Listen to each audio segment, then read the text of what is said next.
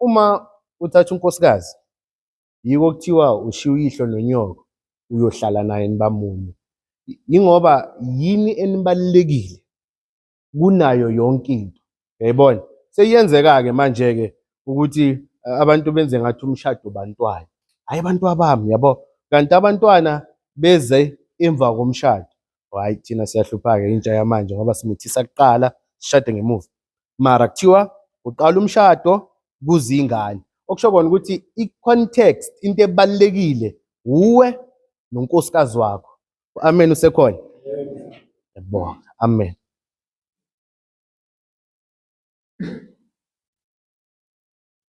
Ngibuye ngithi lana ucansi is a form of worship emshadweni. Ngoba ngisho kuthiwa nixabene, yabona ningaxabana manje. Ubone ukuthi ngcono vele kukhala isibhuku. Kodwa-ke manike nakho umroho, ulaka mani liyehla ukuba le nto besiyibanga yazi ayikho. Nedi nje bokuwulaka mani lokuthi umuntu kade agcina ukudlala i-wrestling.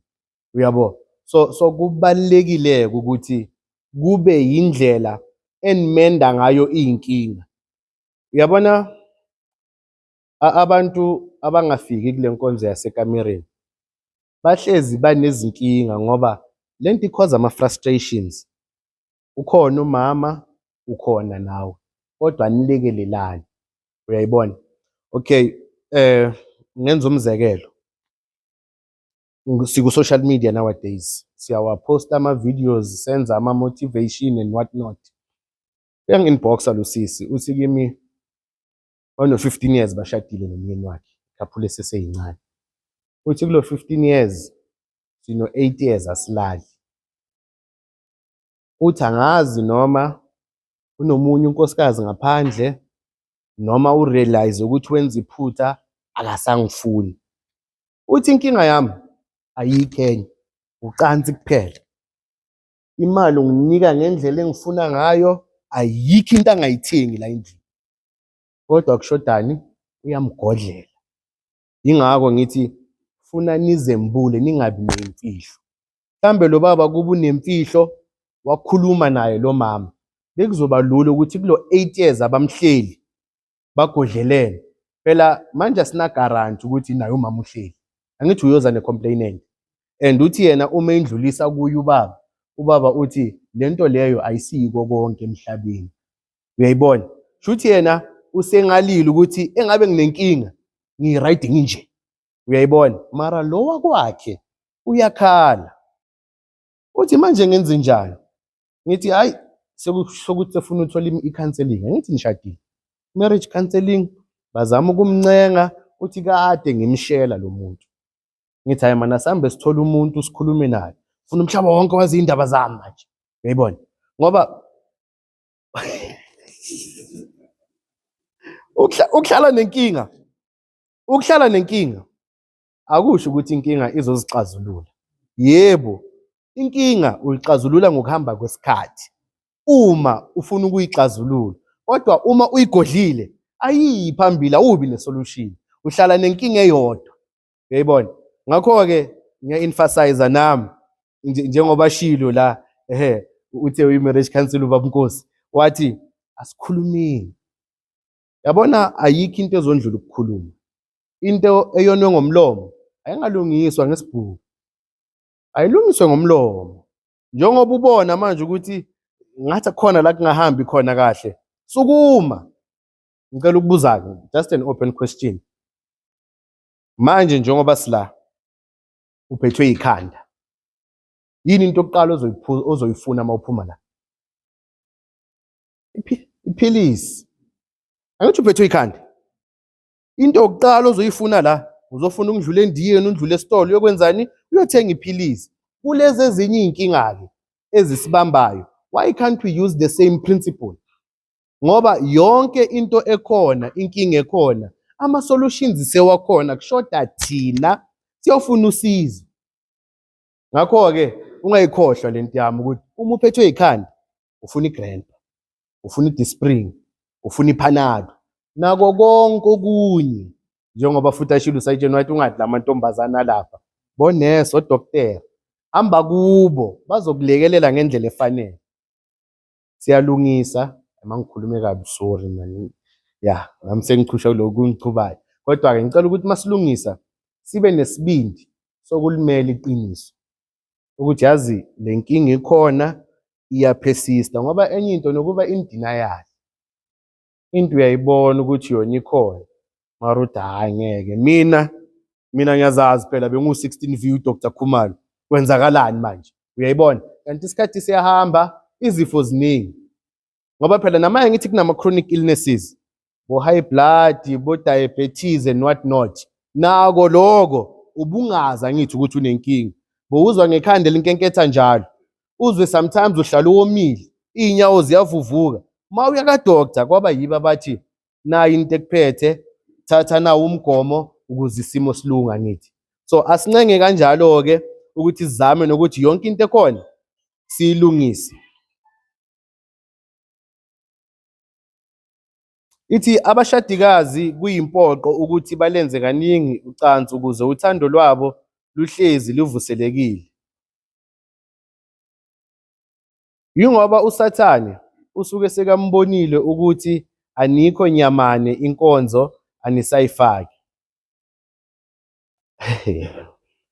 Ayikho-ke indawo ebekelwe ukuthi wena nomlingani wakho nenze kuyona ucansi. Yabona ma ngisho kanjalo, I'm trying to be vast. Ngiyahloniphisa man, ngiyahloniphisa. Ukuthi masithi ufaka i-ministry or wenza inkonzo awunama-limitations. Obvious emgwaqweni bazokubopha ngoba ubonwa abantu, angithi. Kodwa-ke nawe njengobaba uyayazi ikhaya lakho ukuthi okay, indawo yokulala indawo yokulala. Kodwa akusho ukuthi noma senisele ninodwa endlini, abazukulu bahamba iviki lonke, uyapheka lapha ulinde kushaya u-11 ku-7.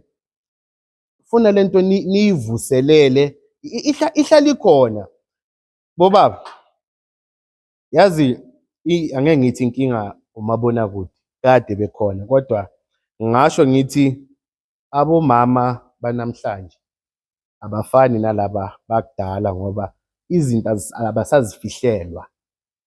Bayawenza ama-women conference, bayawa-attenda lama-girls watch or iy'nkonzo zabomama lezi abazenzayo. So baxoxa ngazo zonke izinto. And uma bafika lapha omunye utshela omunye nge-experience yakhe, lo wabona ukuthi mina lento ekukhulunywa ngayo la ngathi angiyazi. Bese labantu bayahala. Yingako ngale ngithe wena funa umhole ngoba yena iveseli lakhe lintengentenge. Funa aholwe uwena. Okusho kona ukuthi zonke izifiso zakhe, not financially, not mentally, but emotionally and physically, funa zifezwe uwe. Futhi yonke into ayifisayo funa afisa ukuyenza nobani? Funa afisa ukuyenza nawe.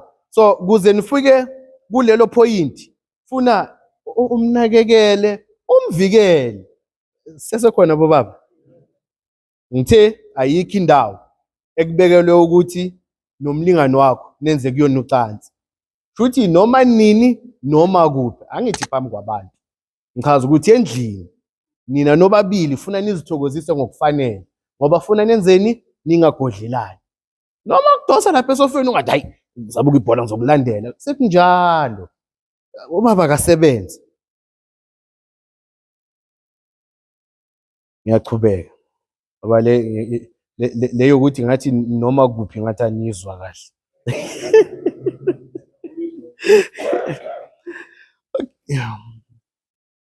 Okay, zikhona-ke ney'ngqinamba ezingadalela ukuthi ubaba sekhaya avilaphe phela ukuya ekamereni. Kodwa yilokhu bengikukhava ukuthi uma uphethwe ikhanda, phuza iGrandpa. Uma uhlushwa isisu, uyawazi kuthiwa amaheheja angithi wokulapha isisu. Yonke into ikhona. Shoda nethina. Siphakamise isandla or sisukume.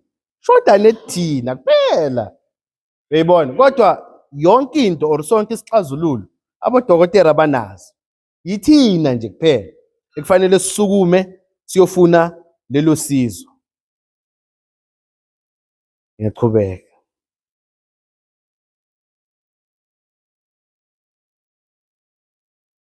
yazi bengifuna ukuyisho ngenye indlela kodwa ngizoyisho ngale ndlela ebengiyiplene ngayo.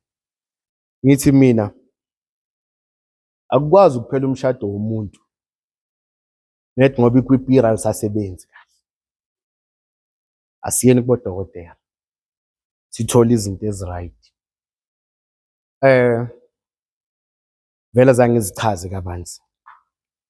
Umsebenzi engiwenza part time, ngisebenza ngama-toys wama-couples. Shuthi ngidayisa yonke into ongayicabanga eyenza ukuthi abantu bakhona ukuzithokozisa uma basekamereni. Ungahleka ukuthi abantu abafuna ukusolva iy'nkinga ezibambwe abobaba, akusibo abobaba.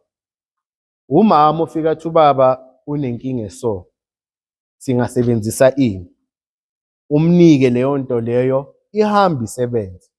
Abuye athi sengicela 5 of the same thing ngoba iyasebenza. And mangimthumela ngithi mina akeze kuwe azoyithenga, uthi angeke aze akwenze lokho. So namanje ngimthengele ngayisebenzisa ngingamtshelanga. Nayi isebenzile. Ngibuyele emazweni ami. Ngithi yonke into ekufanele isisize abodokotela sebayenzile ikhona. Sekukithi ukuthi siyaphuma siyoyifuna na. Cela ukufunda uGenesis chapter 1 verse 28. Uthi zalanani nande nigcwalise umhlaba niwunqobe. La uZimu besinika igunya lokunqoba iministry yokuqala, which is i-bedroom. Yabona ngiyibiza ngenkonzo ngoba inkonzo. Ngisho bafundisi bo-bishop they must keep it balanced, ifuna ilingane. Angashumayeli kakhulu enkonzweni aphinda ntenge ngapha, ufuna abambe kufane and kungabi khona okubaluleka okudlula okunye, ngoba le nkonzo le isibusiso esiqhamuka kuNkulunkulu kubashadikazi angithi, njengoba seshilo ukuthi bengenzini, bangagodlelani. Enye into ke yazi, there's this thing mangenza isibonelo ngithi mina ufuna wazi inhlobo yonkosikazi ohlala naye, yebo, ngoba kuyahlupha nako ukubukela into kamakhelwane bese ufuna ukuzoyizama la ekhaya. Ufuna understand ukuthi uhlala ne-reptile, uhlala ne-amphibian nemamali kanjalo, inkomo, imbuzi, yini, ufuna ufunde yena, yabo. Esikhathini esiningi abantu besilisa basebenzisa isipiliyoni experience ukuthi mina ngijwayele ukwenza nganayo indlela, bese umuntu uma phela yabona uma uneyintombi eziwu-10 awufani nomuntu ononkosikazi oyedwa. Umuntu ononkosikazi oyedwa bazinikele kubo bobabili labantu, okusho kona ukuthi yonke into entsha abafuna ukuyizama funa bayizame nobani, bobabili, ngoba akekho owesithathu, akekho owesine.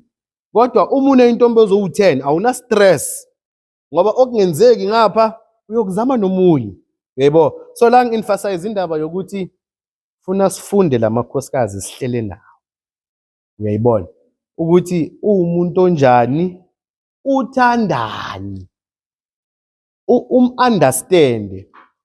Phela njoba ngikhuluma ngokudumisa, ukudumisa kuyahluka, nabo banendlela abacocelana ngayo, banendlela abafisa ngayo. Ngakho-ke uma silapha ayikho imigomo nemibandela bobaba. Manje ngizothi ngithi ngiyakhuluma nithi nina le mlomo siphahla ngayo, manje ngcono ngiyekele le, yayibona-ke, angichubeke nokunye. Kodwa engikushoyo ukuthi ucansi between a husband and a wife into yalabo bantu bobabili, akekho omunye umuntu wesithathu. Yingakho manilapha nje indaba yakho nokhololo uyakhohlwa yiyo, uzoyibona uma uzoshumayela ibandla. Uma ulapha afuna wenze konke okufanele ukwenze ukuze ugcine umuzi wakho umile. Amen. Ngoba niyangizwa ngisho